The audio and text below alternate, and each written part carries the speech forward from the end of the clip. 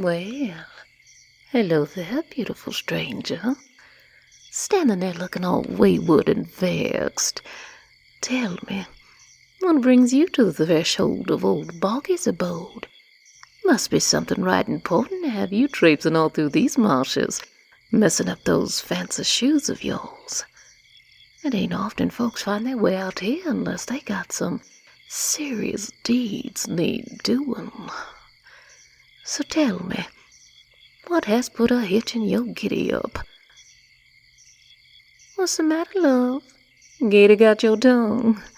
I ain't got time to perch here watching the sun rise and set again while you try to string together enough syllables to tell me what I already know. You in it deep.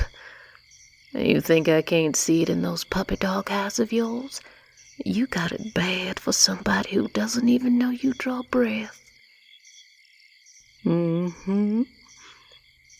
see, that got your lips unglued.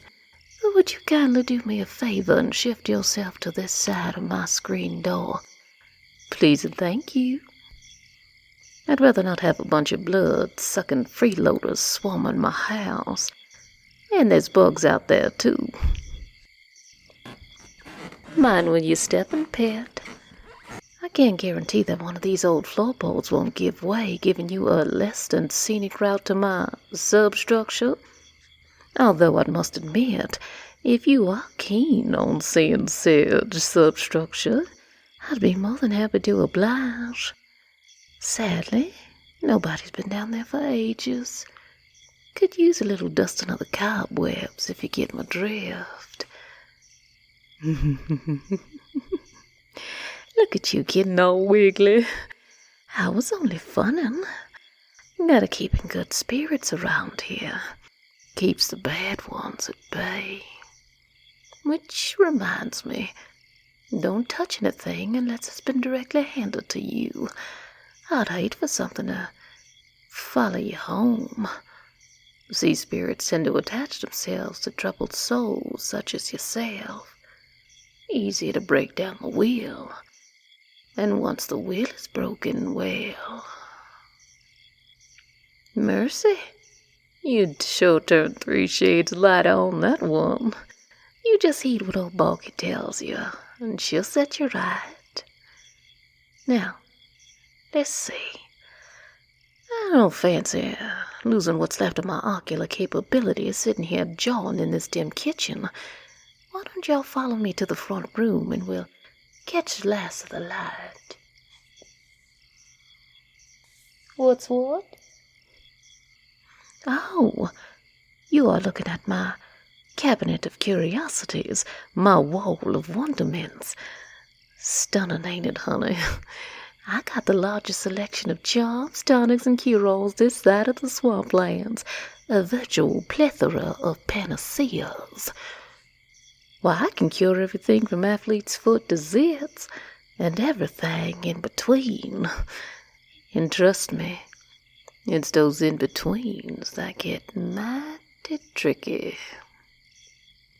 Speaking of infectious diseases, that ball of mange making its acquaintance with your leg down there happens to be my oldest and dearest familiar. Her name is Carbuncle. She is little more than a daughter of an old hairball-making factory at this point, but still, she has my heart. This way, please. Now, whose mama you ever known hated them enough to name them something like Boggy? No, Boggy's just a stage name of sorts. If you're gonna be a swamp witch, you gotta have a name that fits. You can't go around being a swamp witch named Tiffany now, can you? No, actually, my given name happens to be Bedelia Adeline Montague. Now, doesn't that just tingle on the tongue? Mama knew I was destined for great things when she gave me initials like that. B-A-M. Bam. Kinda makes an impression on you, doesn't it? Fitting for a woman with dangerous curves such as myself. What do you mean, what happened? Tell me you have not slipped out of consciousness, or better still, you plead temporary insanity, because surely you are not standing before me, taking pot shots at my visage. You'll knock me down with a feather. You're just asking why I gave up city life for the swamps. Well, that is a question deemed worthy of an answer. I was born with a mark, child. You can try if you'd like to tread the path of normality, but once you realize you got the gift, you can get the dog, the house, heck, you can even get the picket fence, but that's like trying to walk around in someone else's skin, trying to fit into something that's 2 sizes too small. You can't keep it up.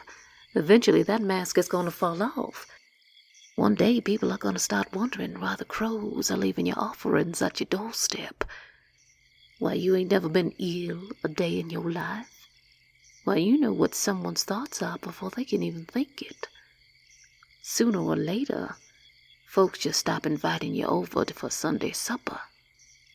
And you find yourself the subject of some of the most malicious scuttlebutt that ever crossed supposedly God-fearing lips. But I'll tell you, they were terrified because I was coming into my own. And I'll tell you for true, I chose this life you see around you. It's my stage. I give the people what they expect from the thing they fear the most. And the price of admission is high. Pretty astronomical for some folks. Now don't go getting skittish on me now, pet. I didn't mean to put you in a fretful disposition. Only to give you as thorough an answer as I could to your original query. Lucky for you, I'm an excellent judge of character. I can see your intentions are as pure as a newborn kitten snuggled against a baby lamb. Come on in and have a seat. Mind the cat. She just seemed to pop up in every crack and crevice in this house, I swear. Oh, I can see you're admiring my house beautiful. I got knickknacks and bric-a-bracs from all 4 corners of the globe, and if I may do away with modesty for the moment, many of said mementos are from previous romantic conquest. Why, that very shelter which your hindparts are resting is a genuine reproduction King Louis IV postmodern neo-Victorian crushed velvet settee. And the heck it is. Well, now let's sit down and get to business, shall we? Let's see if we can't get that boulder off your chest. Oh, you in love, you say? Oh, honey, what you are running on is what they call high-octane infatuation. You couldn't see the forest for the trees even if you were standing in the middle of Yosemite. What your heart is doing right now is betraying your good sense. What do I mean? Pass me your palm, please.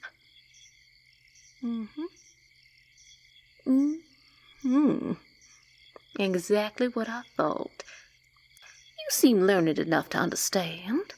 Do you remember reading in school about those old star-crossed lovers?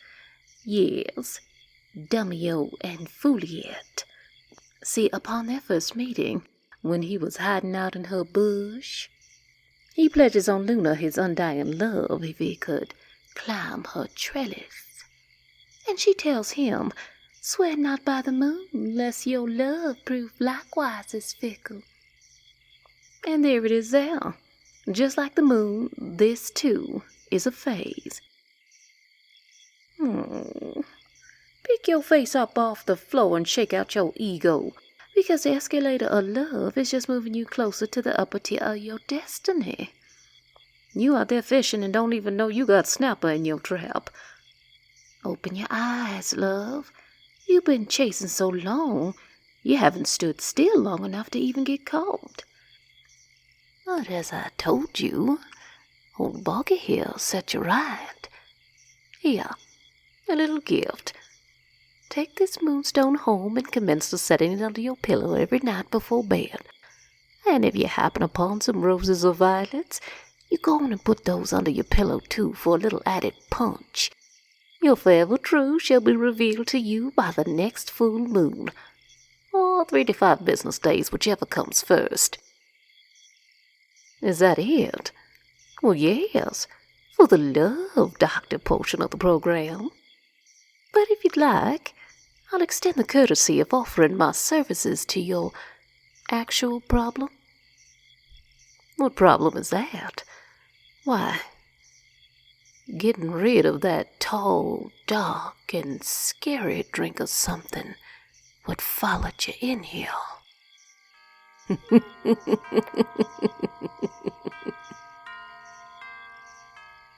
Thank you for listening. Please like and subscribe for more audio adventures.